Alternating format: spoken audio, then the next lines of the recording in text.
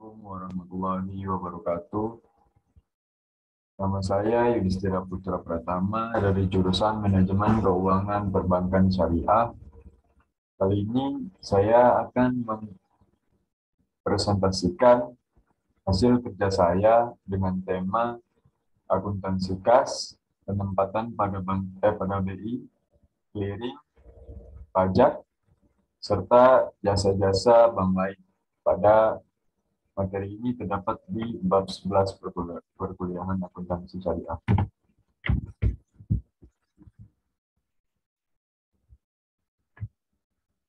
Yang pertama, akuntansi kas. Kas adalah mata uang kertas dan logam, baik dalam valuta rupiah maupun valuta asing yang masih berlaku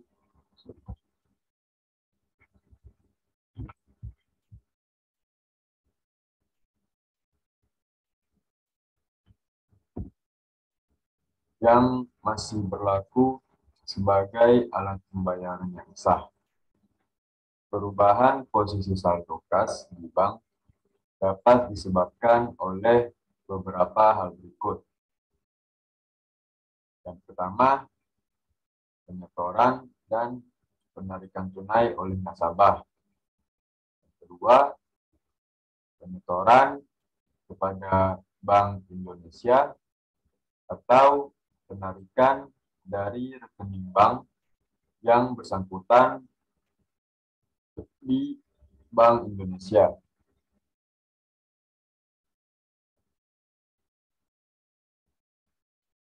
Yang ketiga, penggunaan untuk transaksi internal bank seperti untuk dana kas kecil,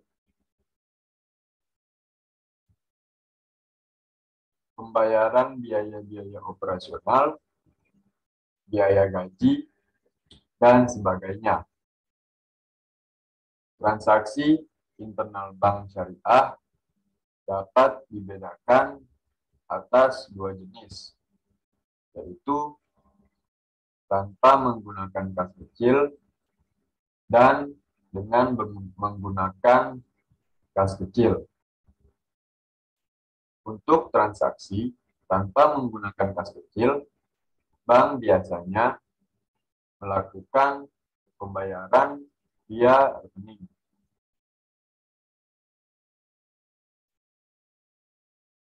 Adapun transaksi dengan menggunakan kas kecil biasanya dilakukan untuk transaksi yang nilai rupiahnya relatif kecil. Antara lain untuk pembayaran konsumsi, biaya transport, biaya langganan koran atau majalah, dan biaya listrik atau air.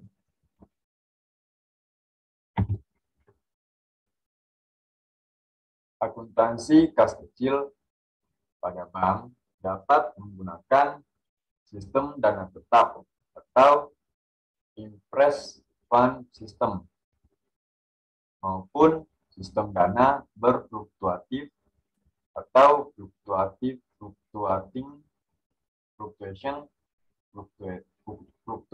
system.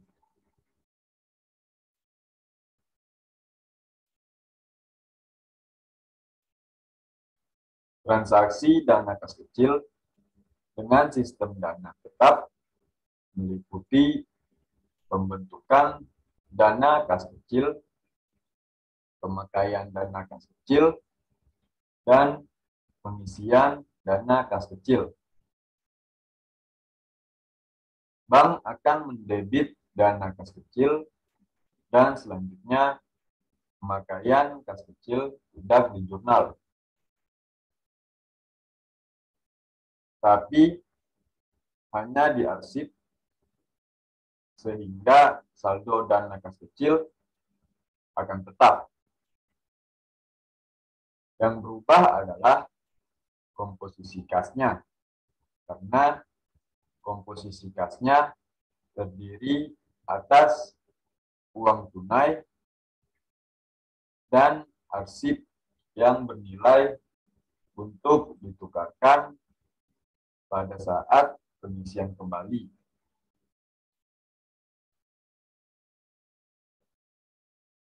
Jumlah uang berkurang, tetapi bukti pemakaiannya bertambah.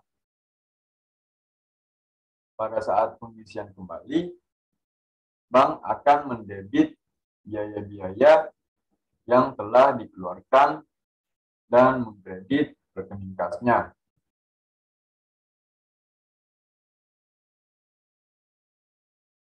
Adapun pada akuntansi kas kecil, dengan sistem dana berfluktuasi, pada saat pengisian kas kecil, bank akan mendebit dana kas kecil dan mengkredit rekening kas. Pada saat pemakaian kas kecil, akan didebit biaya-biaya atau utang yang terjadi dan mengkredit dana kas kecil. Pada saat pengisian kembali, mendebit rekening dana kas kecil dan mengkredit rekening kas.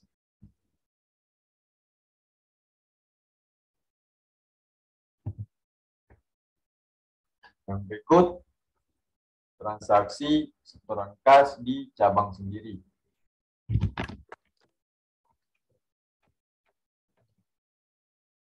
Transaksi setoran cabang sendiri adalah transaksi di mana seorang nasabah memasukkan uang untuk rekening yang berasal dari kantor cabang tempat uang itu dimasukkan. Transaksi penarikan kas di cabang sendiri. Yang berikut, transaksi penarikan kas di cabang sendiri. Transaksi penarikan di cabang sendiri adalah transaksi di mana seorang nasabah menarik uang dari rekening yang berasal dari kantor cabang tempat uang itu ditarik. Yang berikut, transaksi setoran kas ke cabang lain. Transaksi setoran cabang lain adalah transaksi di mana seorang nasabah memasukkan uang di suatu kantor cabang untuk rekening yang berasal dari kantor cabang lain pada bank yang sama. Yang berikut, transaksi penarikan kas di cabang lain. Transaksi penarikan di cabang lain adalah transaksi di mana seorang nasabah menarik uangnya di suatu kantor cabang melalui kantor cabang lain pada bank yang sama.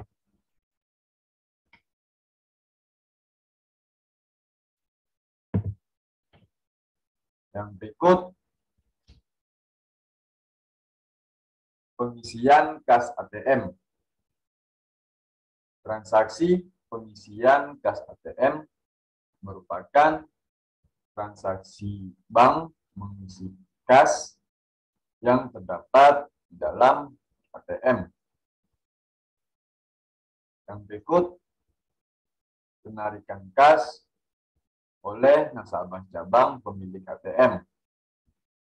Transaksi penarikan oleh nasabah cabang pemilik kas ATM merupakan transaksi saat nasabah menarik dananya di bank melalui ATM.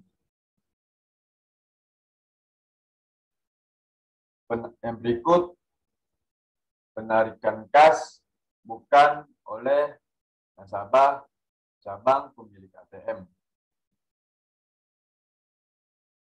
transaksi penarikan bukan oleh nasabah cabang pemilik kas ATM merupakan transaksi saat adanya nasabah dari cabang lain yang menarik dananya di bank melalui ATM.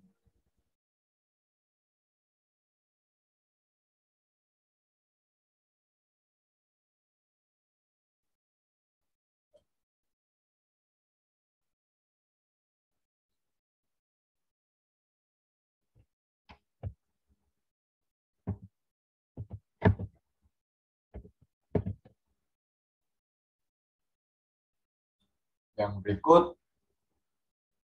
akuntansi penempatan pada Bank Indonesia dan clearing. Penempatan pada Bank Indonesia dilakukan dalam bentuk giro dan sertifikat wadiah Bank Indonesia. Giro Bank Indonesia merupakan rekening giro milik bank komersial dalam valuta asing maupun valuta rupiah di Bank Indonesia.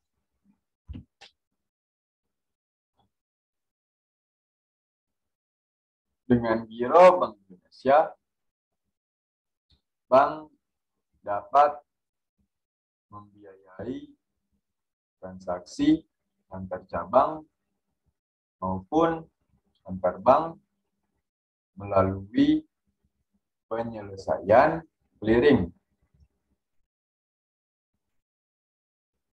Mutasi giro Bank Indonesia makin sering dilakukan bila transaksi antar bank atau antar cabang makin banyak.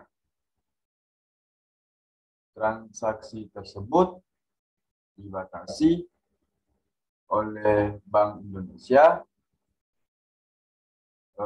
tidak boleh sampai mengakibatkan ketentuan jumlah giro wajib minimum tidak tercapai.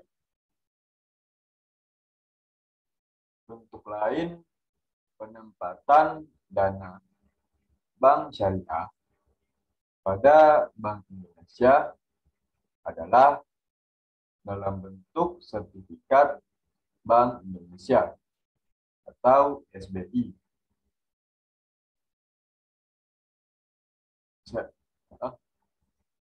Bentuk sertifikat Bank Indonesia atau SBI Syariah yang merupakan instrumen pengganti atas sertifikat wadiah Bank Indonesia atau SWBI.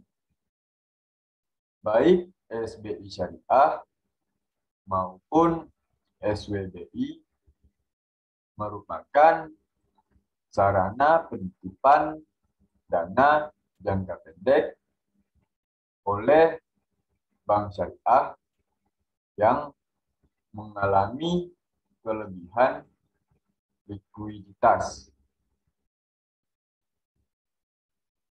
SBI Syariah menggunakan skema jualah dengan kebijakan return saat ini mengacu pada SBI konvensional. Sebagai alternatif terhadap acuan pada SBI konvensional, beberapa pakar ekonomi Islam di Indonesia cenderung mengusulkan kebijakan return yang mengacu pada rata-rata return seluruh bank syariah yang ada di Indonesia.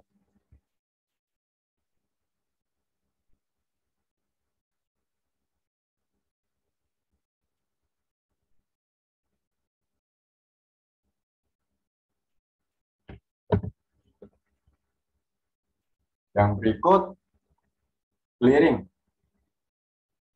Clearing merupakan sarana atau cara perhitungan utang piutang dalam bentuk surat berharga atau surat dagang dari suatu bank peserta yang diselenggarakan oleh Bank Indonesia atau pihak lain yang ditunjuk. Untuk mengikuti clearing, bank komersial harus terlebih dahulu terdaftar sebagai peserta clearing pada penyelenggara clearing, yaitu Bank Indonesia.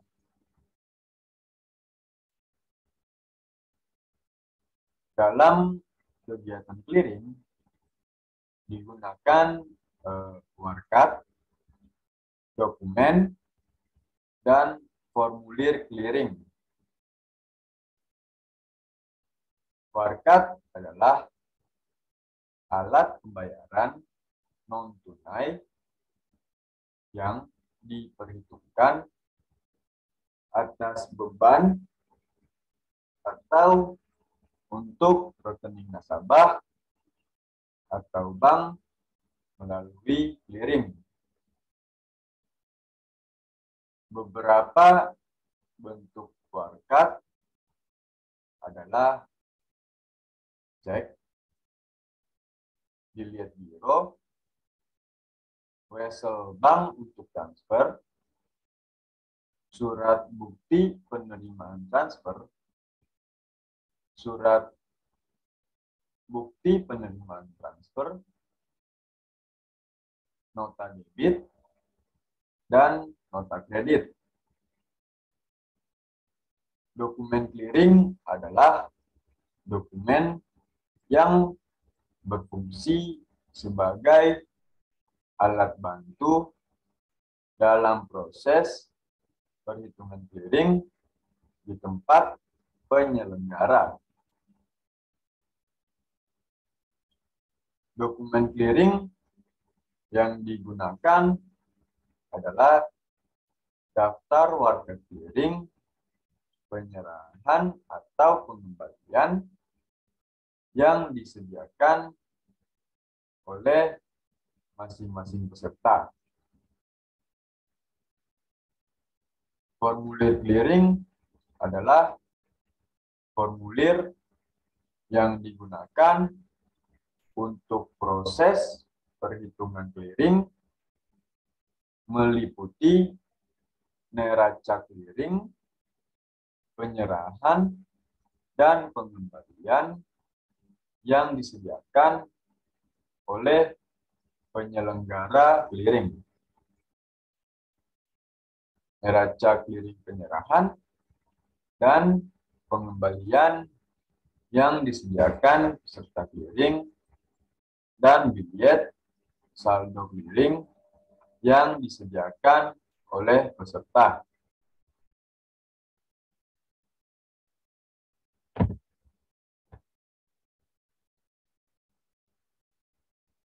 Yang berikut, akuntansi pajak.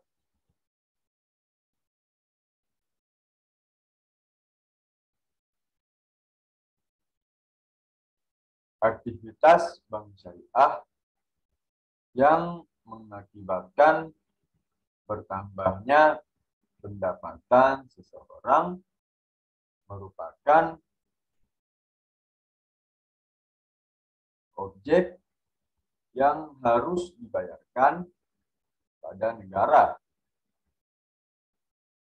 Berikut adalah beberapa jenis objek pajak yang terkait dengan aktivitas bank syariah beserta tarif pajak yang dikenakan.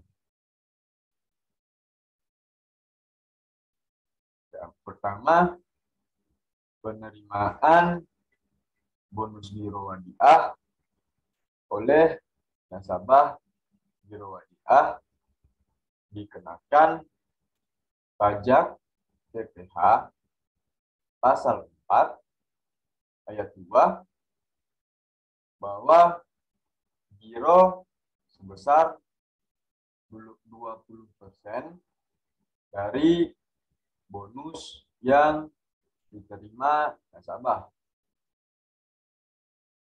Yang kedua, penerimaan bagi hasil oleh nasabah giro mudharabah, tabungan mudharabah, dan deposito mudharabah dikenakan pajak BPH pasal 4 ayat 2.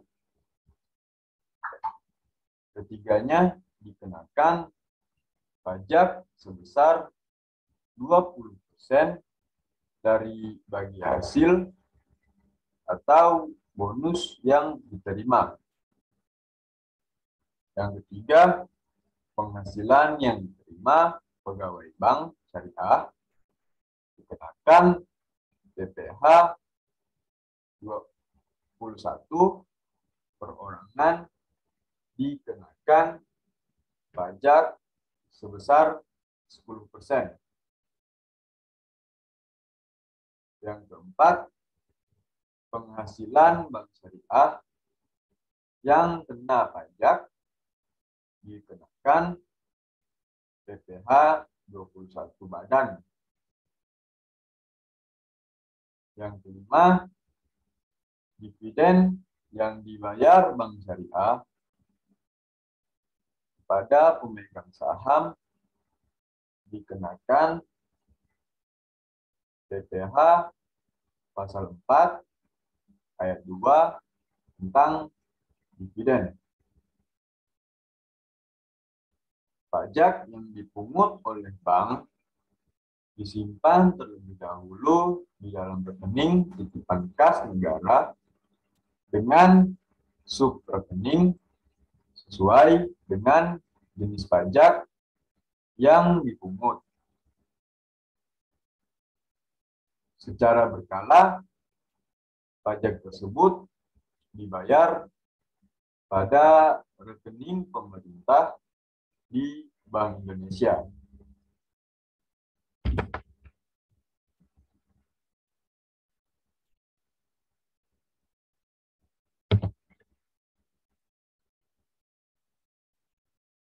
Yang berikut, jasa bank. Jasa bank adalah semua aktivitas bank, baik yang secara langsung maupun yang tidak langsung, yang berkaitan dengan tugas dan fungsi bank sebagai lembaga intermediasi, yaitu lembaga yang memperlancar terjadinya transaksi perdagangan sebagai lembaga yang memperlancar peredaran uang serta sebagai lembaga yang memberikan jaminan pada nasabahnya.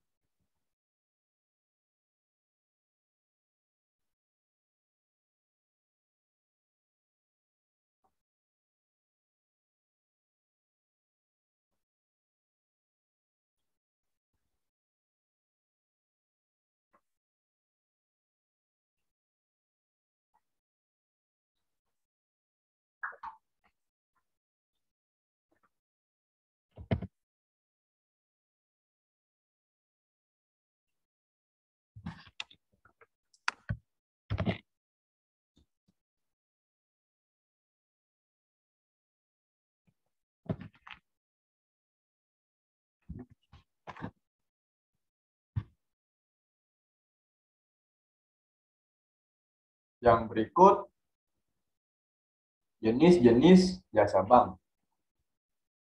Dari jenis-jenis jasa bank terdapat yang pertama inkaso. Inkaso sendiri adalah pemberian kuasa pada bank oleh nasabah, baik perusahaan maupun perorangan, untuk melakukan penagihan terhadap surat-surat berharga, baik yang berdokumen maupun yang tidak berdokumen.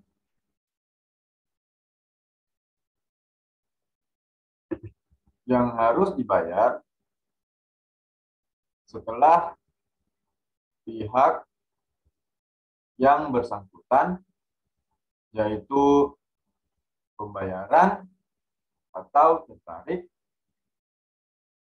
berada di tempat lain atau dalam maupun luar negeri, menyetujui pembayarannya.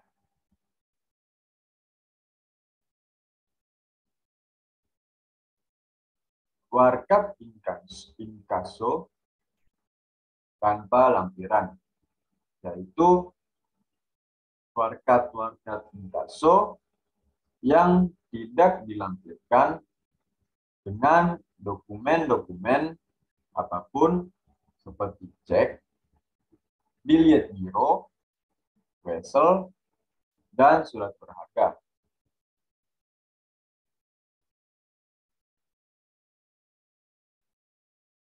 Yang berikut, warkat inkaso dengan lampiran, yaitu warkat inkaso yang dilampirkan dengan dokumen-dokumen lainnya seperti kwitansi, faktur, polis asuransi, dan dokumen-dokumen penting.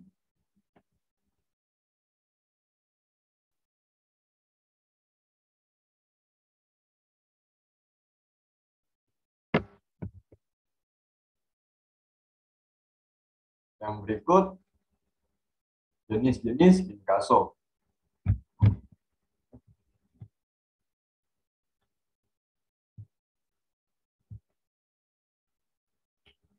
Jenis-jenis inkaso terdiri dari yang pertama, inkaso keluar, yang merupakan kegiatan untuk menagih suatu akad yang telah diterbitkan oleh nasabah dari bank lain. Di sisi bank menerima amanat dari nasabah untuk menagih warkat tersebut kepada seseorang nasabah bank lain yang berada di kota lain. Yang berikut, inkaso masuk. Inkaso masuk sendiri merupakan kegiatan yang masuk atas warkat yang telah diterbitkan oleh nasabah sendiri. Dalam kegiatan inkaso masuk, bank hanya memeriksa kecukupan dari nasabah yang telah menerbitkan warkat kepada pihak ketiga.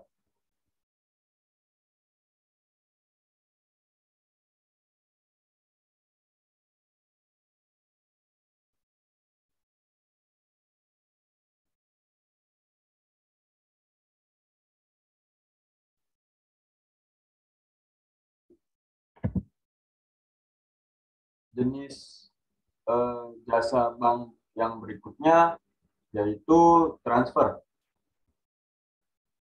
Transfer adalah jasa pelayanan bank untuk mengirimkan sejumlah uang atau dana dalam rupiah ataupun valuta asing kepada pihak lain, seperti kepada suatu perusahaan, lembaga, ataupun perorangan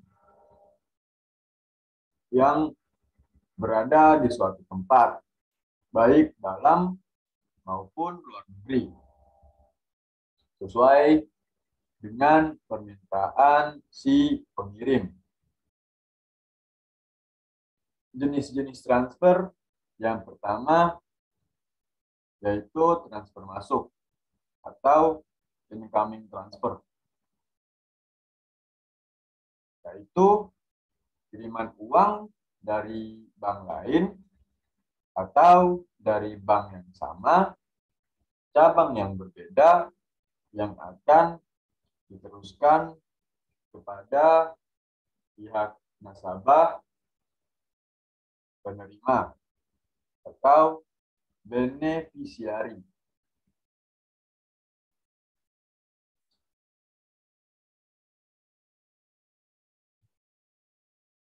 Incoming transfer apabila kiriman uang berasal dari bank lain akan menambah saldo dana bank di Bank Indonesia atau giro pada Bank Indonesia. Yang berikut transfer keluar atau outgoing transfer, yaitu pengiriman uang oleh bank atas permintaan nasabah atau bagian bank tertentu untuk keuntungan pihak lain pada bank yang sama atau bank sendiri kepada bank lain.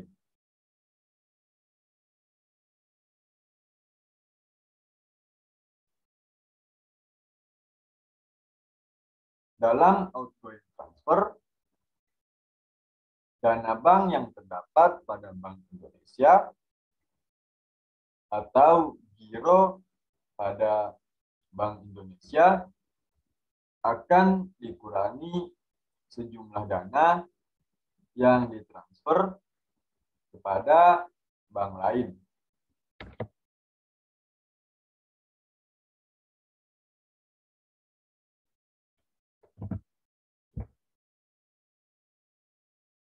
Yang berikut pihak-pihak yang terlibat di dalam transfer. Dalam proses transfer, terdapat 4 pihak yang terlibat, yaitu yang pertama, remiter, yang merupakan pihak pemilik atau pengirim yang memberi amanah kepada bank untuk memindahkan dananya ke pihak penerima. Yang berikut beneficiari, yaitu pihak akhir yang menerima pengiriman uang dari remiter. Yang berikut remitting bank, yang dimana merupakan bank pelaku transfer yang menerima dana dan amanat dari nasabah untuk ditransfer ke pihak bank tertarik, yang pada akhirnya bank tertarik akan menyerahkan pada penerima dana akhir. Yang berikut paying bank, yaitu bank yang melakukan pembayaran uang kepada si penerima atau beneficiary. Yang berikut, safe deposit box. Safe deposit box atau SDB adalah jasa penyewaan kotak penyimpanan harta atau surat-surat berharga yang dirancang secara khusus dari bahan yang terbuat dari baja dan ditempatkan dalam ruang khasanah yang kokoh dan tahan api untuk menjaga keamanan barang yang disimpan dan memberikan rasa aman bagi penggunanya. Biasanya barang yang disimpan di dalam safe deposit box atau SDB adalah barang yang bernilai tinggi di mana pemiliknya merasa tidak aman untuk menyimpannya di rumahnya. Pada umumnya, biaya asuransi barang yang disimpan di safe deposit box atau SDB bank relatif lebih murah.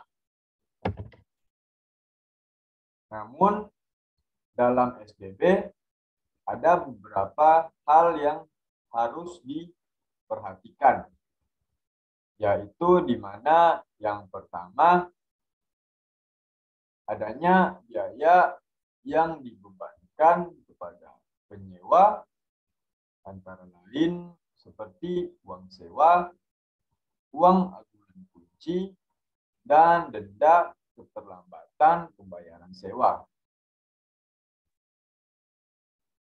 Yang berikut, tidak menyimpan barang-barang yang dilarang dalam SDB atau safe deposit box.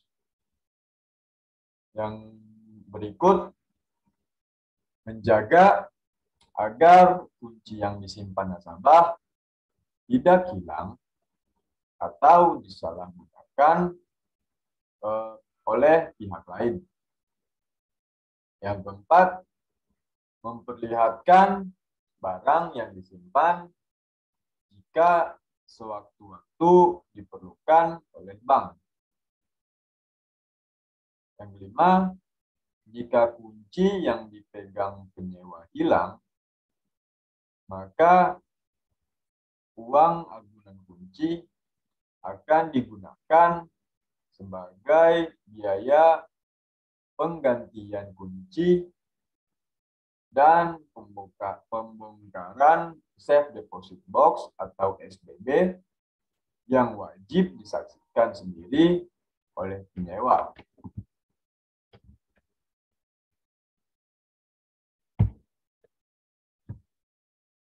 Yang berikut memiliki daftar isi dari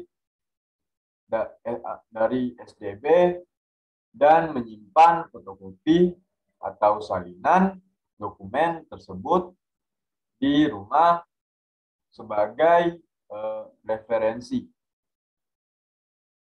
Dan yang ke-7, penyewa bertanggung jawab apabila barang yang disimpan menyebabkan kerugian secara langsung maupun secara tidak langsung terhadap bank dan penyewa lainnya.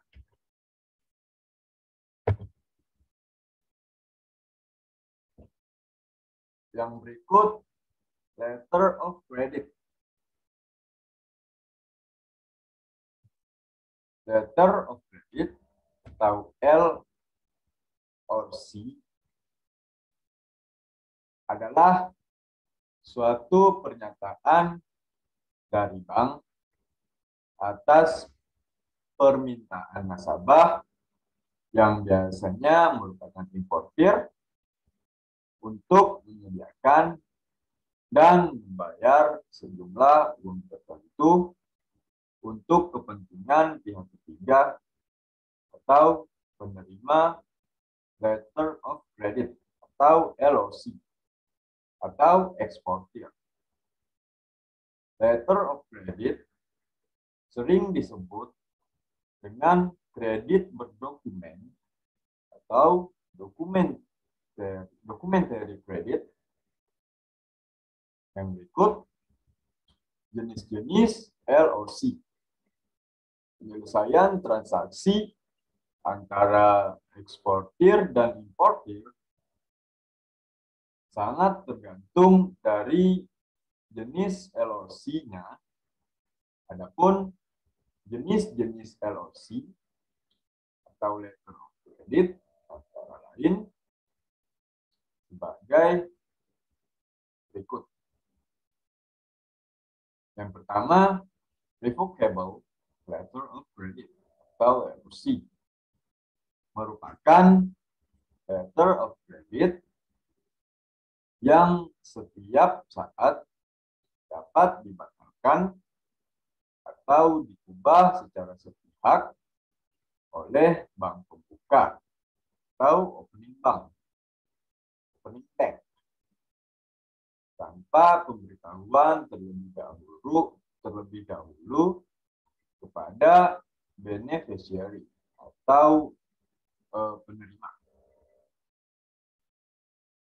Yang kedua, irrevocable letter of credit, yaitu letter of credit yang tidak dapat dibatalkan atau diubah tanpa persetujuan dari semua pihak yang terlibat.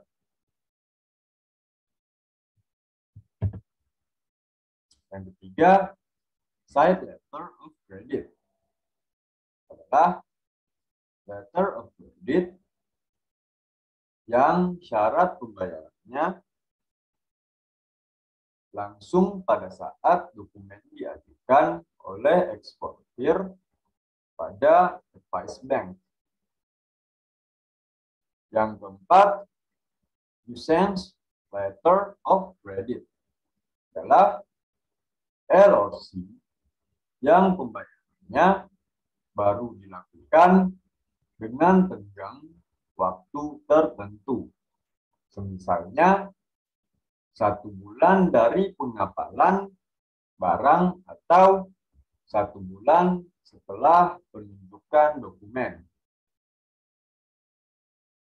Yang kelima, restricted letter of credit merupakan LOC yang pembayarannya atau penerusan LOC hanya dibatasi kepada bank-bank tertentu saja yang namanya tercantum dalam letter of credit. Yang berikut, traveler's check.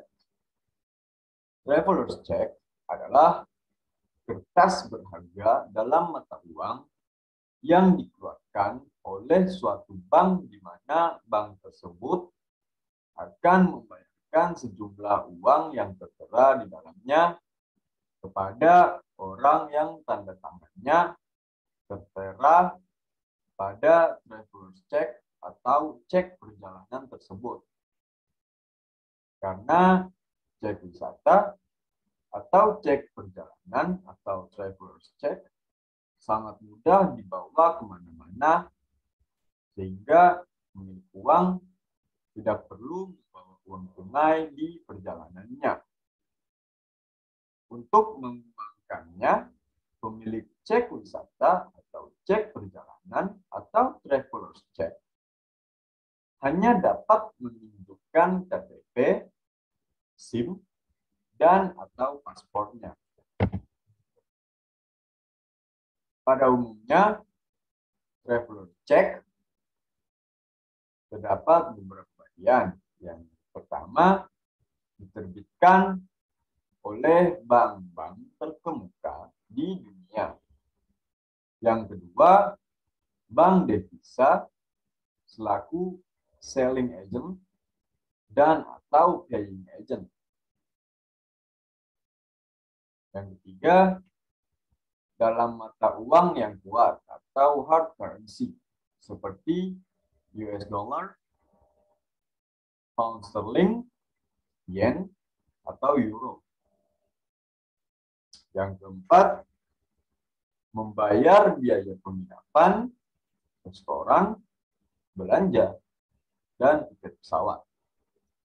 Yang kelima, dapat ditukar dengan uang tunai, disimpan dalam rekening giro, atau dapat diwariskan.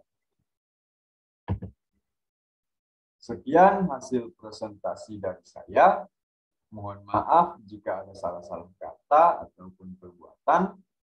Billahi taufiq wal hidayah. Wassalamualaikum warahmatullahi wabarakatuh.